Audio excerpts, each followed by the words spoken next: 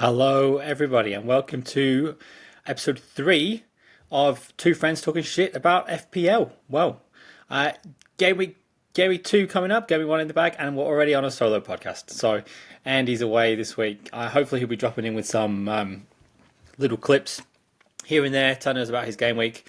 But for now, if it's just you with me, Sam, let's get into it. Well, we're underway. Game week 1 is in the bag. I think fairly as we expected to go, I think is fair to say. We got some results there I think were to be expected, and a couple of unexpected ones as well. So I think we'll start off just by having a bit of a look at some of the game week scores and who got what.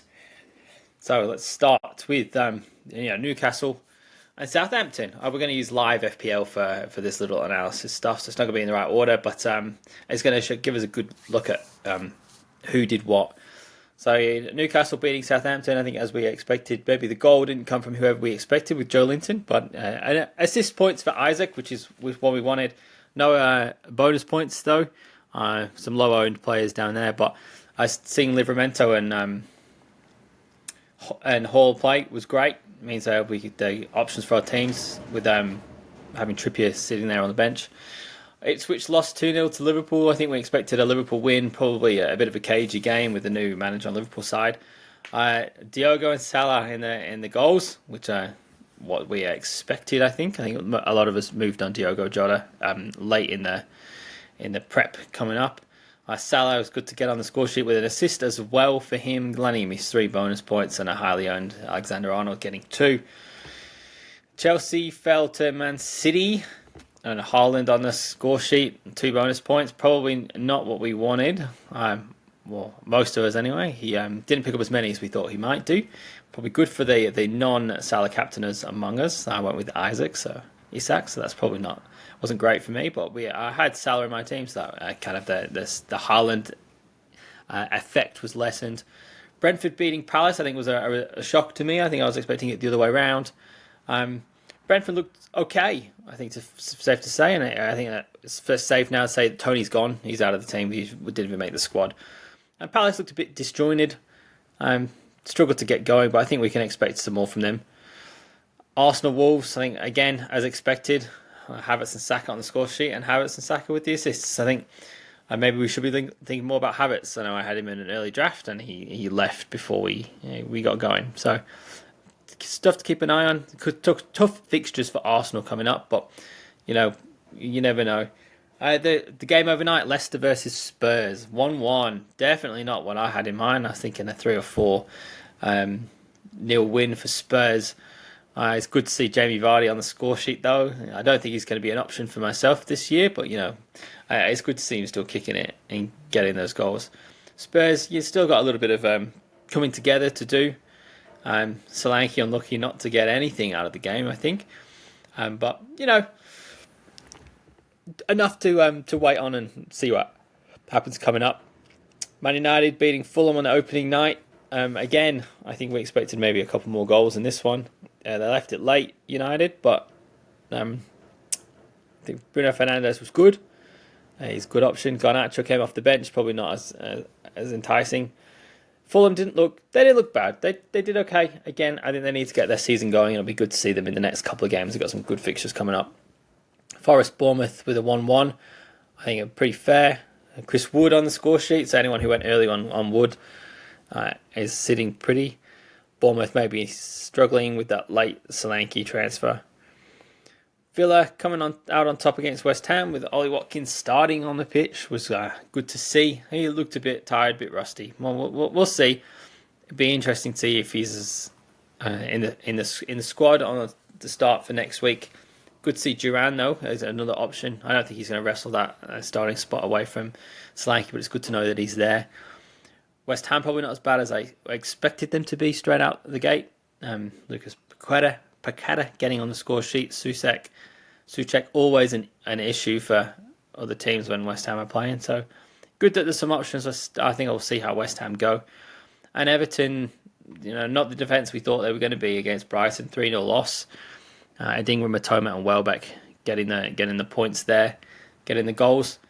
Good to see Minter with an assist. He's always an option coming forward. But the big news for that one was Barco not even starting, didn't get on the pitch, so he might be an issue that we have to fix, I reckon. But it'll be we definitely need to see where Barco's going, and what we do with him. He's a 4 million. We don't want him dropping. If he drops too much, we're going to struggle, aren't we? So from there, I think, how did we do? Is it the next logical place to go? So let me just share my team again with you. So here's how it shook out for me in the end. Starting from the back, Henderson with 2. Flecken sitting on the bench there with 4. It was always going to be a toss-up between those two. I didn't think the clean sheet was going to happen in that Brentford Palace game. So 2 points from Henderson. 8 points from Alexander-Arnold with an assist and a couple of bonus. I think he got in there. So that's a good little start for Alexander-Arnold. Gvardiol with 7 with a clean sheet. Was good to see. And a bonus point as well. I don't know where that came from. But it's always good for them to pick up some bonus points with the new bonus point systems. And Pedro Porro with a goal and some bonus points, sitting there with 9 points. I think the defence saved me a little bit with my midfield of Eze and Fernandes getting 5 points between them. Fernandes getting a clean sheet point, and wasn't paid for his dues. Like, he probably should have scored. He had a couple of chances where I think he definitely should have put a couple in. Eze again had that one disallowed for what they're calling a referee error, which is disappointing. It could have been a lot better, but it's good. It's good going forward though. They did both look like scoring. Diogo Jota and Mohamed Salah sitting on 8 and 14 in the middle, doing the business for Liverpool, getting some good points on the board. Solanke again could have and probably should have got more than 2. Muniz also got 2 again. Looks bright, could have had more. And Isak, their captain, with 5 points, so double to 10 points. It gives me 67 for the week. Not too bad. 10 above the average. And there was more points in there for me, I think. And it's always hard making drafts as you go along. You have all the players who scored big points, and then you don't include them in your final team. So Nkunku coming off at 57 minutes was a bit worrisome going forward. I expect him to get more minutes as things tick by. And he's one to watch, and I think he'll be quickly out if he doesn't keep getting good, consistent minutes and putting some pressure on, especially with Chelsea's squad of 50 million people. Konsa got 2. It's going to be... Aston Villa are going to have to get going. They've got some new buyers, they've got some new people coming. They've got people coming back late from different tournaments, so I expect to see them grow into the league, and I'm not worried about Konsa. Barco is my worry. He's sitting there 0 points, no appearance. This new transfer come in as well. Be interesting to see what happens with him. I'm seeing a lot of chat from Brighton fans on chat groups saying that they expect him to still be in, and that it may have been a tactical thing, he used exclusion. So I have to see. I think if he's going to be missing games again, he's going to have to quickly move, because we talked about last week, if we drop 0.1 on a player, it's like dropping 0.5, and if I drop 0.1 on Barco, I can't replace him with anybody else because there's no 3.9 million defenders at this point. So interesting to see what happens with him. So that's how I did. 67 points. All said, not too unhappy. I think it was pretty good. Like I said, above the average. Good little a haul to start going.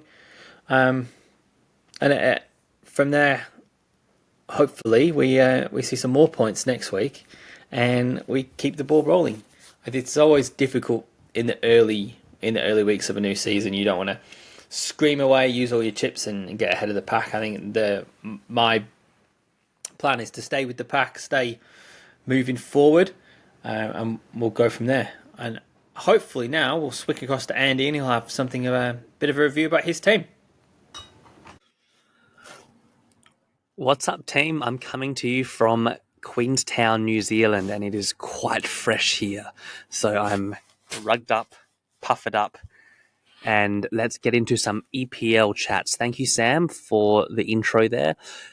Oh, I've got to say, Sam, you've made some good calls. Bruno Fernandes, I don't think that was a bad call. Do you know what I really liked? Off the back of that Man United game, he actually he made a announcement or a tweet or something. I read this anyway, that he said, "Oh, to the FPL managers out there, I'm sorry, I'll pay you back because he didn't score."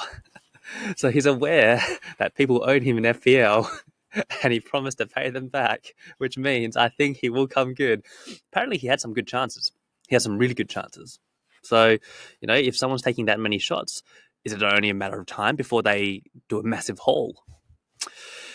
Pedro Porro was the one player which I was really worried not having, and he came in with 8 points. How good was that? A bit disappointing for Solanke not to have scored, but anyway, let's go into my team. Let me share my screen.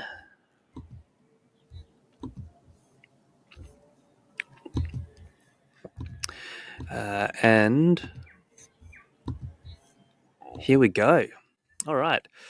So I had Henderson. Here's how my team ended up. I had Henderson in goals with 2 points. I was tossing up between Vardiol or Pedro Porro as my second premium defender. I ended up going with Saliba. Nailed on Arsenal defender. Came in with 6 points, which was good. Alexander-Arnold. 8 points. I was never going to touch him. And Robinson, 2 points from Fulham. Diogo Jota, 8 points. So that went as expected. Eze, yeah, look, I don't know. I was a bit iffy about Eze because last season he didn't start that strong when Elise and Mateta weren't there. And in this case, Elise and Mateta weren't there, and he's still, he came home with 2 points. But apparently, I don't, like you guys know, I don't watch the games. But apparently, there was a goal he scored that was ruled out that should have been a goal. Apparently, the ref afterwards said to him that should have been a goal. So maybe he was unlucky not to have come home with points. Bertrand Diaz, didn't expect much from him. And Saka, Wolves away, I thought if anyone was going to get points on the board, it would have been him. With 12 points, Solanke, I expected more from him, to be honest. Especially against against Leicester. I expected more than 2 points, but let's see how he goes. Haaland, against Chelsea, can't be mad. 7 points. That was either going to be a really open game or a really close game. And Isak, I think the Isak captaincy was probably the biggest flop, but also a bit unlucky that they went down to 10 men. My secondary goalkeeper, this is a bit of a sketchy move, but I went for Stolarczyk. I don't even know how to pronounce that. He was red flagged, lowest ownership, $4 million goalkeeper, just to save myself 0.5 to have in the bank. So I'm hoping he doesn't go down because the other people who bought him, I'm assuming, had the same idea because he was red flagged. So, you weren't buying him expecting him to play. On the bench, I've got Sangare, don't know how to pronounce that. Nottingham Forest mid at 2 points, Howard Bellis at 1 point, and Barco for the 4 mil defender that didn't play. So if I look at overall the team, I'm not unhappy. I got above average, which was 57. My total points was 60, only just above average, so nothing to celebrate it over. I think my captaincy option, Isak, I was really tossing up between going Isak or going Saka. And of course, hindsight's always 2020, but yeah, probably should have gone Saka there. But then again, Isak could have just had a massive hole. I don't know if I would have done anything differently, to be honest. The one change I was tossing up between was shipping Barco out, the 4 mil defender, for another 4 mil defender that was nailed on, but just nowhere near as attacking. Because I heard a few chats about, arguments about how if Barco didn't play and so many people owned him, there was a chance that he would drop in value if so many people transferred him out. But I think because he's most people's fifth defender, they might not actually transfer him out in a hurry. Sam, you made one amazing call, which was potentially getting Havertz in. That was a great call. He ended up getting 12 points as well, similar to Saka, I think. So that's someone who's definitely on my radar. Thanks, Andy. So, Andy did well too. I think it's safe to say. No, 60 points. It's not bad. It's a good little score to get going. I think he agrees with a couple of people in there who he hopes would get him some more points. But at the end of the day, it is what it is, and we'll keep going to next week. So what about our mini league? We have the FPL Down Under mini league. You still can join if you aren't in the league and you want to jump in. The code is 1K4WN2. So jump in, get involved. We'd like to see you in the league. But for now, Lewis with Tiki Saka sitting at the top there on 80 points. Good week.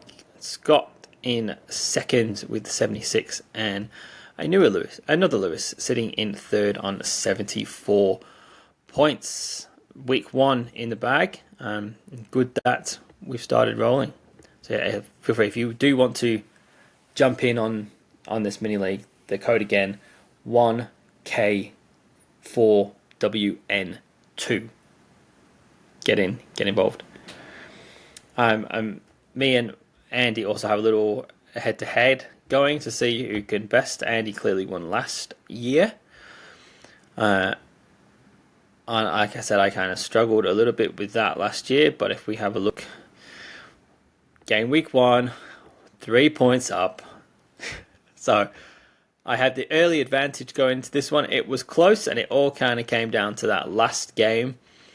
Andy had Solanke, and I had Solanke and Porro. So the Solanke blank and the Porro points definitely put me over the line there. I think I was trailing him by a couple of points up until that last one. So thank you, Pedro. I much appreciate your efforts. Now, going on from the game week, I don't think there's too much to change our thoughts, really. I don't think we've changed our mind on players. I think it's too early to make those calls and make those moves. I don't see where I would make many changes at this point. And like I said, Barco's my worrying point.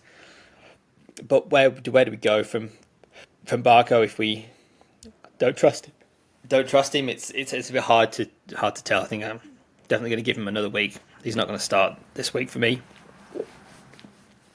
My rotating 4.5 goalkeepers are probably a point that it could work. I don't know if it's going to get a bit frustrating to keep switching them each week. No switch this week though. Henderson will be back on the pitch for me. There's no other issues in my back line as far as I'm aware. And my midfield, I'm probably going to look. I think Bruno is going to be on a tight leash. I think if United look inconsistent or they don't look like they're going to make any headway early, I think he'll be out, and I'll look to reinvest that money. Whether I go down from Fernandez to a 5.5, a Brereton Diaz, or maybe like a 7 with Mbumo if Brentford look like they're going to keep the ball rolling, and then move that money elsewhere. I could upgrade an Eze to someone else, or I could downgrade Eze again to a 5.5, and downgrade Bruno, and upgrade an Nkunku to a Saka, who is definitely my thoughts after the game week that we've had. I think, Saka is probably the one that I'm a bit fearful about not owning. The first few weeks aren't that bad, as you know, Arsenal do have some tricky games coming up. So yeah, it's a bit of a. I'm not sure where to go with my team at the moment. I think for now, I think I'm just gonna sit and wait and see. Excuse me, where we go. It's not always obvious what we should make. But then I think we look ahead to next week. We'll look at next week's fixtures and see who we could be looking at, where we're looking at maybe some points popping through. So I've just shared them on the screen there. So Brighton, Man United. I think Man United kicking off the game week again. This one could be an interesting one. I see whether Barker comes back in, see how Man United set up at the American Express Stadium. This one will tell us some stuff about Man United and Brighton. I think I'd expect to see an evenish game, maybe a draw. But on recent form, I wouldn't be surprised to see Brighton get over in this one with United scoring a goal or two. Palace West Ham again is a difficult one to call. Hopefully we'll see Palace coming out at Selhurst Park and really showing us who they're made of, and I'd expect them to get the win. But West Ham did have some grit in that last game, so maybe another draw there. Fulham Leicester, I'd expect Fulham to come out of that one at Craven Cottage pretty easily. Leicester did put up a bit of a fight against Spurs. Not being at home and second game of the season, I expect some of that momentum to wear off and Fulham's come through. Man City Ipswich is a worrying game for those non-Haaland owners. Could we see a mauling here? I did have Oscar Bob at some point until he broke his leg. Because I think there's definitely points in there for the Man City players in this one. At home against Ipswich. Ipswich weren't pushed over by Liverpool though. They did have some good fight, but again, being away from home against the current champions at the Etihad, I think is going to be way too much for them, and I expect a decent City win. Southampton Forest, for me, is a Forest away win. Again, I don't think there's a lot of points in it for our players. I don't think it's going to be a high scoring affair. Spurs Everton is another one of those ones that on paper it should be a healthy Spurs win at the Tottenham Hotspur Stadium. And Everton didn't look fabulous from what I saw. They had moments, but they were quite easily pushed over by Brighton. But Spurs, they didn't look great at home. They got the early goal and just didn't kind of gain any momentum with that, and the substitutes didn't really change too much. But I expect Solanke to slip in to that team a bit better and to really push on now that the first game's out of the way. Sunday, we've got Aston Villa Arsenal as it's technically the late Saturday game, but it's the first Sunday game for us here in Australia. Villa Arsenal is a tough one to call. Arsenal lost away at Villa last year, but with Villa's let's not call them issues, but with their start that they've had this year, I'd expect Arsenal to get over, maybe 2-1. Even a clean sheet maybe for Arsenal. I think we may have underestimated that Arsenal defence. Bournemouth Newcastle, I'd expect a healthy Newcastle win. Apologies. Away there at Bournemouth at Vitality. Bournemouth are still probably going to struggle with not having Solanke. I think they'll struggle to score, and I think with Gordon coming back into the picture for Newcastle that they easily get that one done. Wolves Chelsea, again, it's another one of those I'd expect a healthy Chelsea win, but with the performance against City and the way Wolves played, it's hard to call. Hopefully there's some cuckoo points on there for me. We keep Cole Palmer quiet because he's quite expensive and he's difficult to get to. And then early Monday morning, so the late Sunday game, we've got Liverpool versus Brentford there to tie out the game week. Again, it's another one where I would have expected a healthy Liverpool win at Anfield, first game of the season at Anfield, but then Brentford weren't a pushover in the first game. I think they're going to have a point to prove. They're always generally quite good, Brentford, defensively. They had a bit of a blip last year. And it'd be interesting to see how they go and where they go forward from this. The Mbumo and the Wissa combination seems to work quite well, especially if Tony isn't going to come back into the picture. Next week's going to be interesting. And I think next week will really kind of settle where our heads are at and where our teams are going. And what our plans are going forward. I think, will we decide to stick with our teams? Will we make some early transfers, or will we look towards the wild card? So I'm going to show you my setup for next week and where I'm going with my plan so far. So this is who I'm going with. I'm going with Henderson in net over Flecken. If they can play Liverpool, I don't expect a clean sheet, and I think Henderson's got more of a chance of that at West Ham. Or at home against West Ham. Alexander-Arnold, Gvardiol and Porro all playing at home across the back there. Porro's got a flag at the moment, but I'm kind of hearing that it's a dead leg kind of issue, so I would expect him to play at home to Everton. Diego Jota, Eze, Bruno Fernandes and Mohamed Salah across the middle, with only Bruno playing away in that middle line. And Kunku, I'd like to see a bit more from him before he hits my starting lineup. In the next couple of weeks, there is a couple of more difficult fixtures for Fernandez, and I would expect that I'll move Diogo Jota on when Gakpo and Darwin are back in the picture. For starts, I think it's going to be too risky for me to have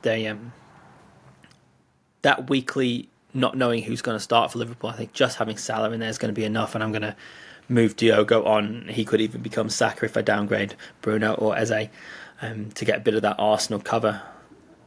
Solanke at home to Everton, Muniz at home to Leicester, and Isak away to Bournemouth will make up my forward line. I'm not quite decided on captaincy yet. I'm tempted by Solanke at home to Everton. I think it could really go, but just with that 1-1 draw this morning, I'm leaning towards Salah. It's currently on Isak, but I think away at Bournemouth, I think there's better options. So I think I'm either probably going to sit with Mohamed Salah at home to Brentford or Solanke at home to Everton, which makes my bench Flecken and Cuckoo, Concert and Barco. Concert at home to Arsenal, Barco at home to Manchester United. That's where I am. I think with the way the game weeks are rolling out, if we have a bit of a game week this week like we've had with game week 1, I can see an early wild card. I think I was trying to get to game week 6, so wildcarding into game week 6. Then we have the City Arsenal game out of the way, and I'd like to bring in an Arsenal defender or goalkeeper to cover that Arsenal backline when their fixtures really do turn well. And at that point, I think we'll have enough information on how the new guys at Spurs, how Crystal Palace are going to look, what Man United have shown up for the season, and how Chelsea have developed. I think that will really be our kicker, and it'll be when we know a bit more information. It is still early, and we do have the 5 free transfers as well to go, but I doubt I'm going to get to the game week 5-6 without using any transfers. Because as we know, the start of the season is always quite hectic, and we don't know what's going to happen, and we always end up with issues and changes and injuries. So I think that's how I'm going to set up, and I'll shoot over to Andy quickly, and he's going to tell you how he's going to shape out for this game week. All right, thanks, Sam. Oh, interesting. What to do this week? I don't know. I'm checking the price changes, and I'm seeing there are quite a number of players I really like who may be going up in price and who I've wanted. Havertz, Salah. Havertz and Salah are probably the 2 players which are most likely going up in price that I'm actually a little bit worried about, because if they go up in price, I could be priced out. And I genuinely like to just play with price changes and try and catch price rises for players who I think are going to keep going up. So here's how I think I'm going to be running my squad.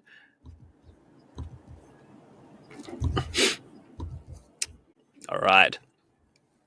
So in goal, look, I've got no choice. I've got Henderson, Saliba, TAA, and Robinson, only because my bench isn't that strong. Realistically, I'm playing the same 11, but with Haaland as captain this time against Ipswich at home. You'd be crazy not to. Now, in terms of transfers to make, I do have 0.5 in the bank. So 0.5 in the bank, I could upgrade Barco and deal with that issue. But the thing is, unless he's dropping in price, I'm actually not worried, because it's unlikely I'm actually going to even want to play him or his replacement.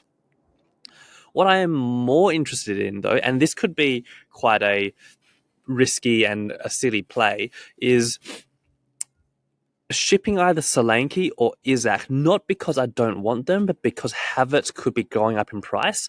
And if Havertz goes up in price 0.1, and we expect Arsenal to continue doing well regardless of their hard fixtures, then he could go up in price again in the next week or 2 game weeks, and that would lock in some extra price rises for me.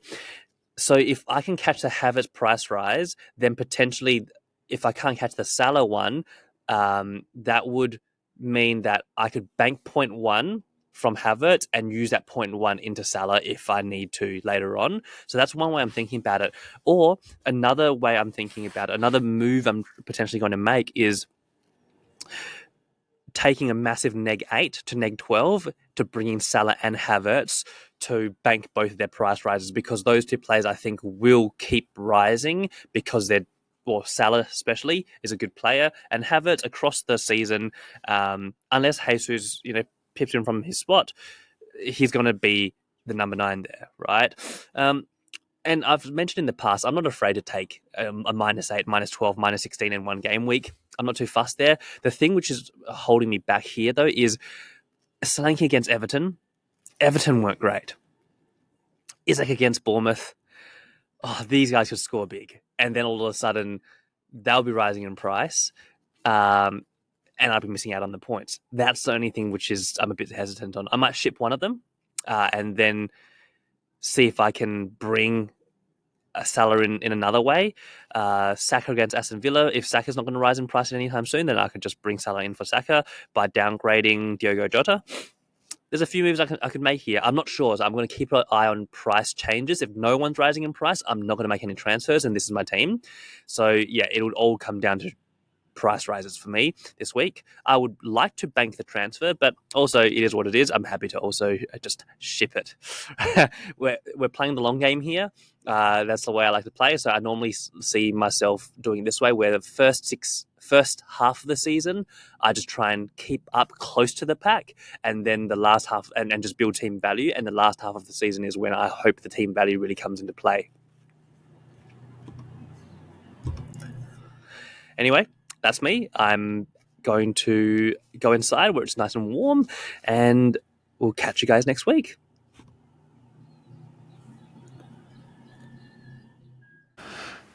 So that's Andy's team for the coming up week. Again, I think we're all a bit in flux with not really knowing who the starters are in some spots, and some people still coming back late from internationals and getting into the team. But that's our teams. That's how we're shaping up. So I think from me and Andy here at Two Friends Talking Shit about FPL, that's all for this week. Please jump in the mini league 1K4WN2 to be part of it. Join us, have a chat with us on our community page, and let's roll into game week 2. Thanks for having me. Hopefully next week we'll have Andy back, and we'll be back on our normal time. And we can really discuss the start of the season. We'll have 2 weeks information to go on. Next week we'll have a chat about game week 1, game week 2, how we feel, and how we are going to set up going forward. Thank you guys. See you next week.